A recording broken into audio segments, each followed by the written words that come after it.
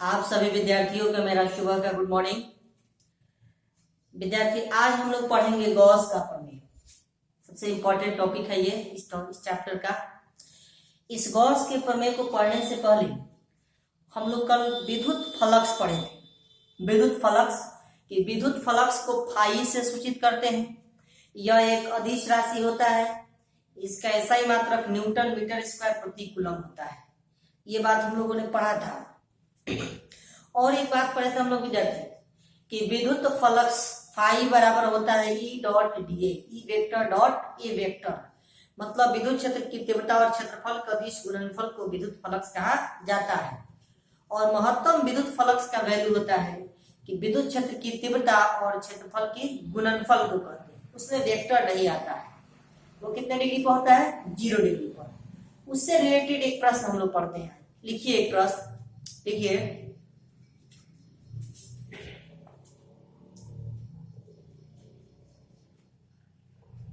Four i cap plus 6j cap volt प्रति metre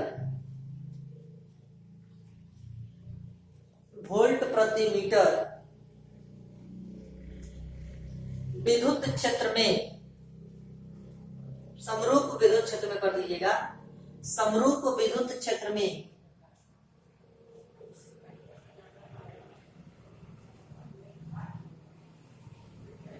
three i cap plus 2j cap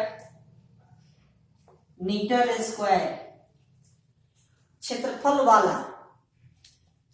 वाला एक पृष्ठ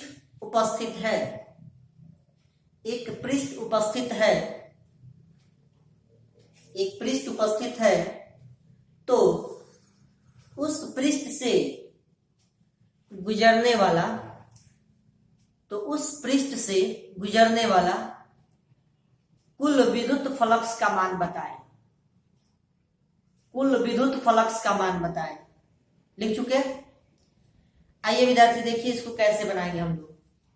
देखिए ये आपके पास दिया गया है विद्युत क्षेत्र की तीव्रता ई वेक्टर बराबर 4i cap plus 6j cap volt प्रति मीटर है। और क्षेत्रफल दिया गया है, क्षेत्रफल बराबर 3i cap plus 2j cap metre square है। तब कह रहा है आपसे कि बताइए विद्युत फ्लक्स का मान कितना हुआ है। तो विद्यार्थी हम लोग विद्युत फ्लक्स बराबर जानते हैं कि चूंकि फाई बराबर विद्युत फ्लक्स को किससे फाई से सूचित करते हैं। फाई बराबर होता है E vector dot A vector, यही होता है ना। यहां से लिखेंगे विद्यार्थी ई वेक्टर बराबर 4i cap plus 6j cap dot, यहां से लिखेंगे विद्यार्थी ए वेक्टर बराबर 3i cap plus 2j cap. इतना ही ना होगा। अब ये डॉट प्रोडक्ट है तो डॉट प्रोडक्ट में आई वाला को आई के साथ गुणा करते हैं और जे वाला को जे के साथ गुणा करते हैं। तो देखो विद्यार्थी यहां से क्या होगा, 4 में 3 से गुणा करेंगे तो 4 × 12 और आई डॉट आई बराबर 1 प्लस है तो प्लस, फिर लिखेंगे 6 में 2 से तो 6 दूना 12 जे डॉट जे बराबर 1। इसका मतलब कि कितना आया विद्युत फ्लक्स का मान? 24 वोल्ट प्रति मीटर इंटू में मीटर स्क्वायर, ये स्क्वायर से ये मीटर कट जाएगा तो वोल्ट मीटर हो जाएगा। कितना हो जाएगा? इसका मतलब कि फाई बराबर आ गया हमारे पास आपसे, फाई बराबर 24 वोल्ट मीटर। इस तरह के प्रश्न ऑब्जेक्टिव में आते हैं, आप लोग इसको ध्यान में रखेंगे। चलिए नोट कर लीजिए, फिर एक प्रश्न बोलते हैं जो आप लोग घर पे बनाएंगे। लिखिए, नोट कीजिए इसको।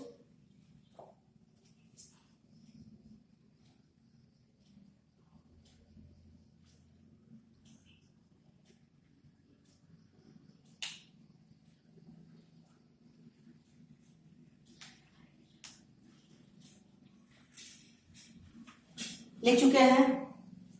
चलिए क्वेश्चन लिखिए विद्यार्थी होमवर्क के रूप में। लिखिए 5i cap plus 10j cap volt प्रति मीटर समरूप विद्युत क्षेत्र में समरूप विद्युत क्षेत्र में 0.2 जैकब मीटर स्क्वायर क्षेत्रफल वाला, मीटर स्क्वायर क्षेत्रफल वाला एक पृष्ठ उपस्थित है, एक पृष्ठ उपस्थित है, तो उस संपूर्ण पृष्ठ से गुजरने वाला विद्युत फ्लक्स का मान बताएं। गुजरने वाला विद्युत फ्लक्स का मान बताएं। लिख चुके विद्यार्थी, इसको आप लोग घर पे बनाएंगे। आइए आज हम लोग पढ़ेंगे गॉस का प्रमेय। ये गॉस का प्रमेय क्या होता है इसके बारे में जानेंगे और इसको प्रमाणित करेंगे। हम गॉस के प्रमेय को लिखकर प्रमाणित करेंगे कि गॉस का प्रमेय क्या होता है और उसको प्रूव करना है। सबसे पहले तो हम लोग गॉस का प्रमेय समझ लेते हैं कि गॉस का प्रमेय क्या होता है। गॉस के प्रमेय में दो मुख्य बातों को समझना है। पहला क्या कि गॉस का प्रमेय जो है किसी भी बंद आकृति के लिए आता है, चाहे वह आकृति कैसा भी हो, लेकिन वह आकृति बंद होना चाहिए। उसका आकार बड़ा हो छोटा हो उससे कोई फर्क नहीं पड़ता, लेकिन वह आकृति बंद आकृति होना चाहिए। कैसी आकृति होनी चाहिए? बंद आकृति, मतलब खुला आकृति नहीं होना चाहिए।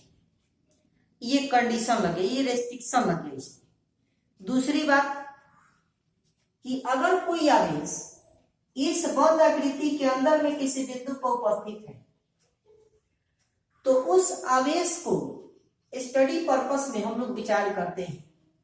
और यदि कोई आवेश बाहर है, सपोज कीजिए यदि कोई आवेश बाहर में इस पृष्ठ के, इस बंद पृष्ठ के कोई आवेश बाहर हो तो इसके बारे में हम लोग विचार नहीं करते। एक तीसरा मुख्य बात कि गॉस के प्रमेय में कभी अंदर में एक काल्पनिक पृष्ठ की रचना किया जाता है तो कभी बाहर में एक काल्पनिक पृष्ठ की रचना किया जाता है। तो विद्यार्थी अंदर में किया जाए या बाहर में काल्पनिक पृष्ठ की रचना किया जाए उसका नाम दिया जाता है गॉसीय पृष्ठ।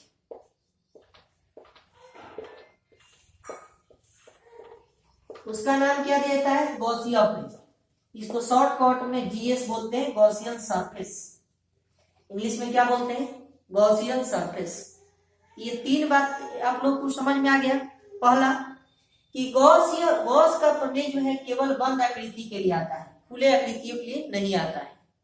दूसरा कि गॉस के प्रमेय के अंतर्गत अगर कोई आवेश बंद आकृति के बाहर उपस्थित हो तो उस स्थिति में उस आवेश को स्टडी पर्पस में विचार में नहीं लाते। जो आवेश अंदर में उपस्थित होता है उन्हीं कुल आवेश की चर्चा करते हैं। तीसरी बात कि गॉस के प्रमेय के अनुसार अगर किसी प्रश्न को हल करना होता है या उसका अनुप्रयोग पढ़ेंगे तो उसमें कभी हम अंदर में काल्पनिक पृष्ठ की रचना करेंगे या कभी बाहर में काल्पनिक पृष्ठ की रचना करेंगे। बार बार हम बोल रहे हैं काल्पनिक पृष्ठ, इसको आप लोग ध्यान देंगे। काल्पनिक पृष्ठ मतलब ऐसा कोई पृष्ठ है नहीं, एज्यूम किया गया है कि मानिए कि ऐसा पृष्ठ है तो उसका नाम दिया गया गॉसीय पृष्ठ। क्या नाम दिया गया? गॉसीय पृष्ठ। इतना समझ में आ गया।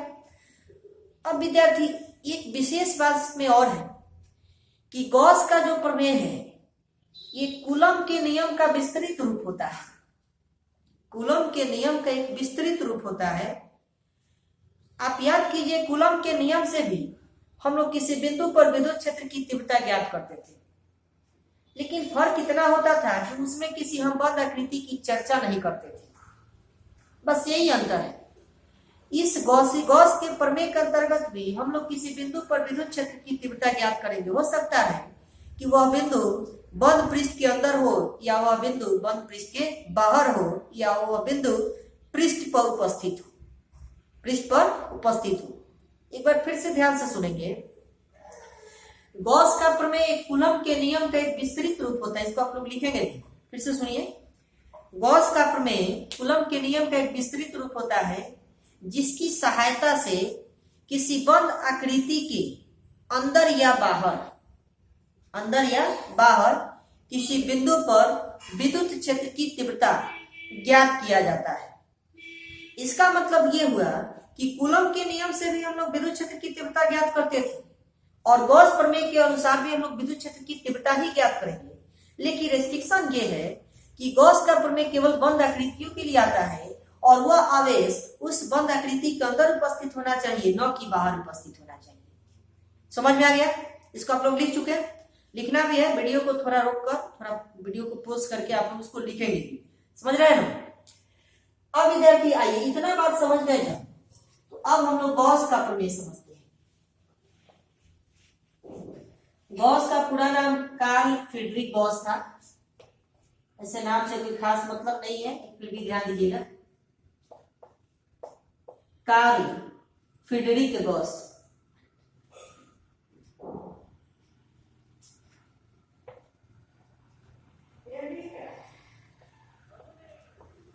कार्ल फ्रीडरिक गॉस ये नाम था। चलिए अब ध्यान दीजिए विद्यार्थी, अब हम लोग समझे कि गॉस का प्रमेय क्या होता है। गॉस का प्रमेय कहता है कि जैसे ये कोई बंद सतह है, सपोज कीजिए इसमें आवेश मान लेते हैं कि Q1 आवेश है, ये माइनस Q2 आवेश है, ये इधर बाहर में Q3 आवेश है और इधर में Q4 आवेश है। तो अंदर में कितने आवेश है? 3 आवेश है। ये बाहर में कितने आवेश है? 1 आवेश है। इस आवेश को कंसीडर नहीं करना है। अब ये कहता क्या है गॉस का प्रमेय? तो गॉस का प्रमेय कहता है कि किसी बंद सतह से परिबद्ध कुल विद्युत फ्लक्स का मान उस सतह के अंदर उपस्थित कुल आवेश की 1/ε0 के गुणनफल के बराबर होता है। मतलब हम आपसे कहें कि ये जो विद्युत फ्लक्स का मान है,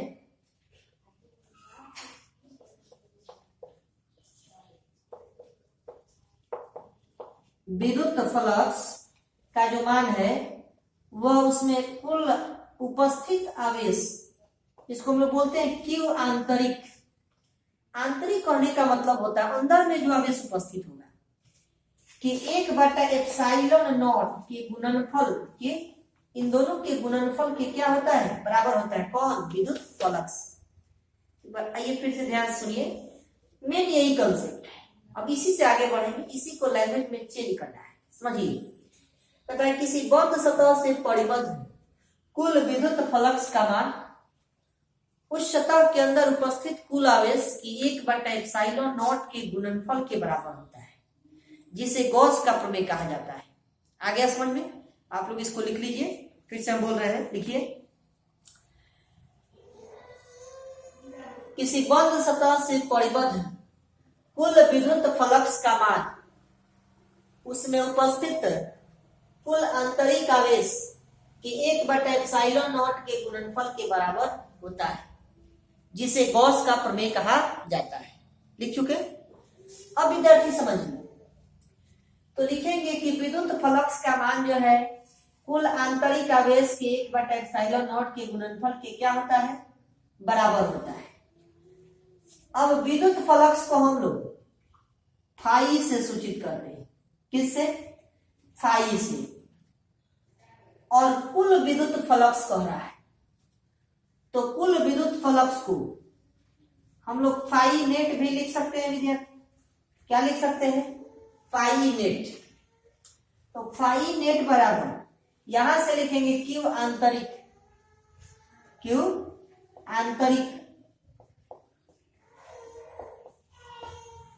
और बटा में क्या लिखेंगे? ε0। इसका मतलब यही होता है गॉस प्रमेय के अनुसार विद्युत फ्लक्स बराबर Q आंतरिक बटा ε0। तो आपसे पूछा गया है कई बार कि गॉस प्रमेय के अनुसार विद्युत फ्लक्स होता है, क्या होता है विद्यार्थी? Q आंतरिक बटा ε0। अगर हम अंदर में आवेश, टोटल आवेश को Q कह दे तो Q बटा ε0 हो जाएगा। ये लिखने का स्टाइल है, आंतरिक आपको समझाने के लिए लिखा जा रहा है। जब आप इसको समझ जाएंगे कि नहीं अंदर में जो आवेश उपस्थित होता है हम उसी को कंसीडर करते हैं, तो क्यों आंतरिक लिखने की आवश्यकता नहीं, सिर्फ क्यों ही लिखेंगे तो उससे भी हम ये समझेंगे कि हाँ हमने क्यों आंतरिक ही लिखा है। आगे बात समझ में, ये फाई नेट बराबर क्यों आंतरिक बटा एप्सिलॉन नॉट। चलिए थोड़ा सा इस बात को नोट कर लीजिए, फिर इसके बाद थोड़ा सा गॉस में थोड़ा सा और कुछ एक्सटेंडेड रूप बता रहे हैं, लिखिए इसको।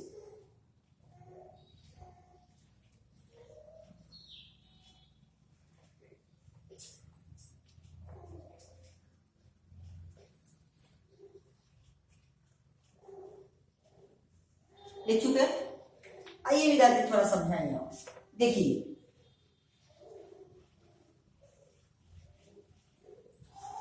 सब लोग गॉस प्रमेय के अनुसार ये समझ गए कि फाई बराबर होता है क्यू इंटरनल, आइए लिख रहे हैं इसका मतलब इंटरनल, और बट्टा में एप्सिलॉन नॉट। थोड़ा सा हम इसको एक्सटेंडेड रूप में लिख रहे हैं, थोड़ा सा और एक्सटेंडेड, थोड़ा सा इंटीग्रेशन फॉर्म में और सूक्ष्म रूप में लिख रहे हैं, इसको समझिएगा।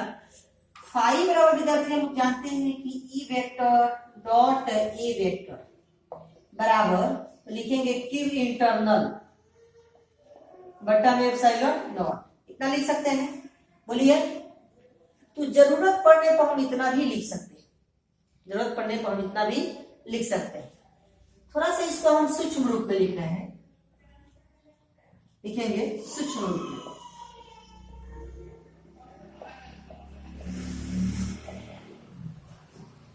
तो सूक्ष्म रूप में लिखेंगे विद्यार्थी तो क्या लगाएंगे, डी लगाएंगे, तो लिखेंगे E vector dot DA vector बराबर क्यू इंटरनल और बट्टा में एप्सिलॉन नॉट, ये ना होगा। थोड़ा सा हम इसको और अच्छे ढंग से लिख रहे हैं, देखिए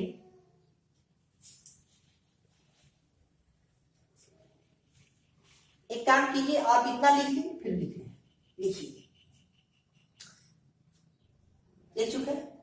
देखिए हम थोड़ा सा इसको ऐसे लिखें इंटीग्रेशन के फॉर्म में, इसको बोलते हैं in elementary form, in elementary form. Elementary form में लिखेंगे तो इंटीग्रेशन, इसको बोलते हैं अति सूक्ष्म रूप में। इसको ध्यान से समझिएगा आप लोग, ये बहुत इंपॉर्टेंट पॉइंट है, अति सूक्ष्म रूप में।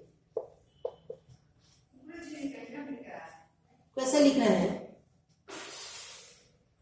बंद सतह का समाकलन फाई ई बराबर क्यू इंटरनल बट्टा में एप्सिलॉन नॉट। इसको विद्यार्थी क्या पढ़ते हैं, इसको पढ़ते हैं बंद सतह का समाकलन।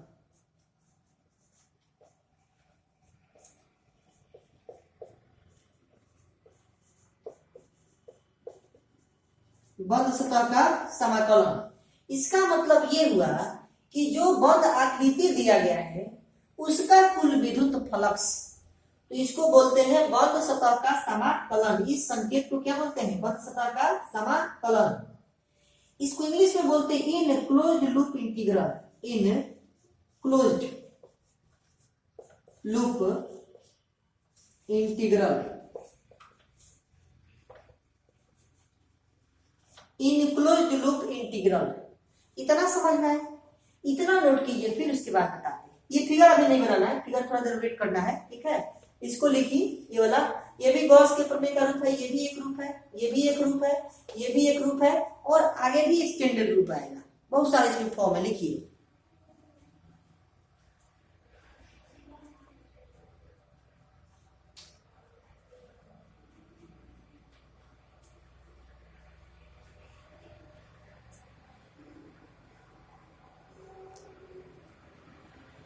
विद्यार्थी लिख चुके हैं, आइए ध्यान दिया जाए। देखिए इसको ऐसे लिखते हैं, तो बंद सतह का समाकलन E vector dot DA vector बराबर क्यू इंटरनल बट्टा में एप्सिलॉन नॉट, ऐसा लिख सकते हैं विद्यार्थी। ए डॉट बी बराबर होता है ए बी कॉस थीटा, कितना होता है ए बी कॉस थीटा। तो लिखेंगे वन सतह का समाकलन E D A cos theta बराबर क्यू इंटरनल बटा में एप्सिलॉन नॉट। इस फॉर्म का विद्यार्थी जरूरत पड़ता है, ये फॉर्म काफी महत्वपूर्ण है, इस रूप को आप लोग याद रखें। थोड़ा सा इसमें एक बात और लिखेगा, हम कह रहे हैं कि यदि थीटा बराबर 0 डिग्री, थीटा बराबर कितना डिग्री हो 0 डिग्री, तब लिखेंगे इसीलिए बंद सतह का समाकलन E D A cos theta की जगह 0 डिग्री बराबर में लिखेंगे क्यू इंटरनल बटा में एप्सिलॉन नॉट। कितना लिख सकते हैं विद्यार्थी? cos 0 का वैल्यू कितना होता है 1 होता है। क्या होता है 1 होता है। यहां से लिखेंगे विद्यार्थी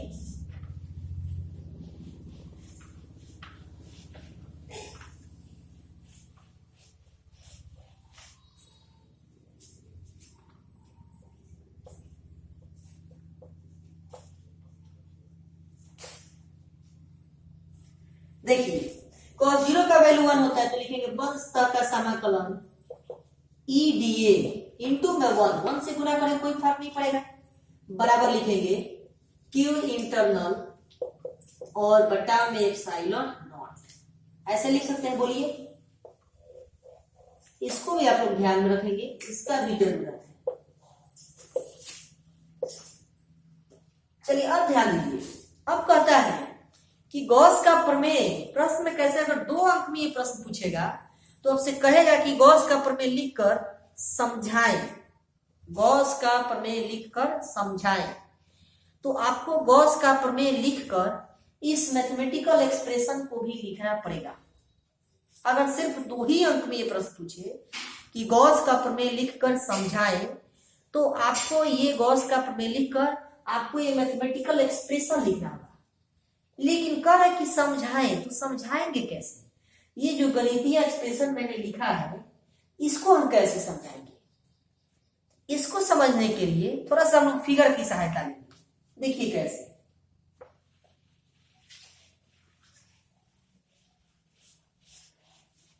देखिए जैसे मान लेते हैं कि ये कोई बंद आकृति है, सपोज कीजिए इसमें बहुत सारा आवेश उपस्थित है। ये प्लस Q1 है, ये माइनस Q2 है, ये माइनस Q3 है, ये प्लस Q4 है, माइनस Q5 है और ये बाहर में प्लस Q6 है।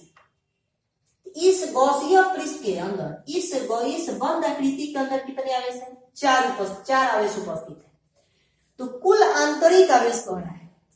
तो कुल आंतरिक आवेश कहने का मतलब कि उन चारों आवेश को आपस में जोड़ेंगे, जो प्लस में होगा उसको प्लस में, जो माइनस में होगा उसको माइनस में। तो इनको प्लस में, ये माइनस में, ये प्लस में और ये माइनस में। देखिए इस आवेश को कंसीडर नहीं करना है। तो समझाने का मतलब यही होता है कि आपने जो ये गणितीय एक्सप्रेशन लिखा है तो इसको समझाना है कि इस इंटरनल का मतलब क्या है। आइए समझते हैं। बस एक लाइन और लिखना है, इसीलिए लिखेंगे। इतना लिखने के बाद, ये फिगर बनाने के बाद फिर लिखना है कि बंद सतह का समाकलन ई डी ए बराबर लिखेंगे यहां से क्यू इंटरनल की जगह plus Q1 plus minus Q2 और प्लस Q4, उसके बाद लिखेंगे प्लस माइनस Q5 और बट्टा में एप्सिलॉन नॉट। बस इसे ही लिखना है। अब थोड़ा सा एक लाइन और लिखेंगे। देखिए लिखेंगे बंद सतह का समाकलन ई डी ए बराबर लिखेंगे यहां से Q1 plus minus minus Q2 plus Q4 minus Q5 और बटा में एप्सिलॉन नॉट। बस यही तो लिखना था, यही लिखना था। आ गया समझ में? चलिए नोट कर लीजिए। फिर से एक क्वेश्चन पूछा गया था ऑब्जेक्टिव में, इससे 1-2 साल पहले पूछा गया था बोर्ड में, उसको हम समझाएं। देखिए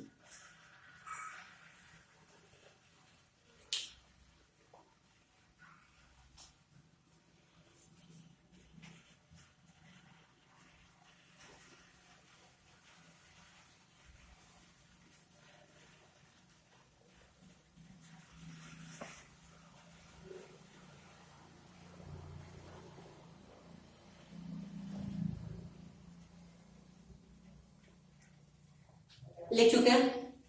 चलिए विद्यार्थी क्वेश्चन लिखिए जो बोर्ड में पूछा गया था, लिखिए चित्र को देखकर कुल विद्युत फ्लक्स का मान बताएं। चित्र को देखकर कुल विद्युत फ्लक्स का मान बताएं।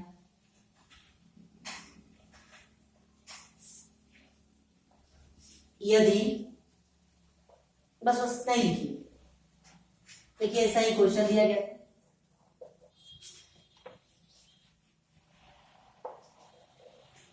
ये क्वेश्चन दिया गया, सपोज कीजिए ये क्यू है, ये 2Q है, ये -3Q है। यही क्वेश्चन दिया गया है इसी टाइप से। देखिए किताब में इतना एक्सटेंडेड रूप नहीं दिया गया, लेकिन आपको एक्सटेंडेड रूप पढ़ाने का कहीं ना कोई मतलब है, तभी आपको एक्सटेंडेड रूप पढ़ाया जा रहा है। और मैथमेटिक्स से आप लोग घबराइए ना, बिना मैथ का तो फिजिक्स नहीं है। चलिए देखिए ये कोई बंद सतह है, इसमें कितने आवेश दिए गए? 3 आवेश दिए गए। एक +Q है, दूसरा +2Q है और तीसरा -3Q है।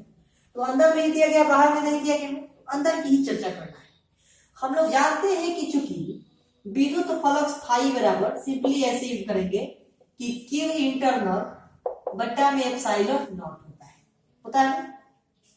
तो फाई का ही तो मान निकालना है, विद्युत फ्लक्स इसी को कहते हैं। तो फाई बराबर Q इंटरनल के मतलब कि कुल आंतरिक आवेश को जोड़िए +Q +2Q +-3Q और बट्टा में एप्सिलॉन नॉट। यहां से लिखेंगे फाई बराबर लिखेंगे Q +2Q और ±-3Q बट्टा में एप्सिलॉन नॉट। और आपको जानकर ये खुशी होगा कि ये वाला टर्म ये एगो दूगो मिलाकर 3 हुआ, 3 में से 3 गया तो 0 हो जाएगा। इसका मतलब कि 0 बटा epsilon naught and this become to 0। इसका मतलब इस प्रश्न का आंसर कितना होगा? 0। इसका मतलब इस पृष्ठ से गुजरने वाले कुल विद्युत फ्लक्स का मान कितना होगा? 0 होगा। ये प्रश्न बोर्ड में दिया गया था,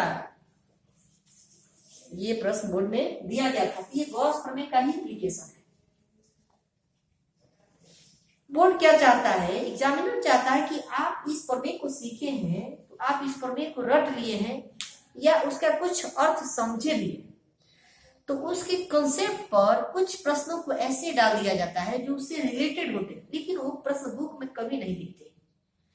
आपका IQ टेस्ट किया जाता है, समझ रहे हैं ना? इसलिए घबराना नहीं है, उसको शांतिपूर्वक देखना है और समझकर लिखना भी है। और ऐसा कोई पॉइंट ही नहीं है जो आपको समझ में नहीं आ रहा।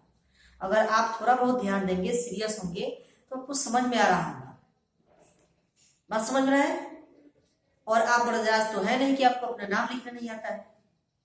आपको तो अपना नाम लिखना आता है, थोड़ा बहुत फिजिक्स भी जानते हैं, थोड़ा बहुत मैथ भी जानते हैं, थोड़ा बहुत केमिस्ट्री भी जानते हैं, तो आप समझ सकते हैं अगर आप प्रयास करेंगे तो। चलिए नोट कीजिए, उसके बाद हम लोग गॉस प्रमेय को प्रमाणित करेंगे। नोट कीजिए।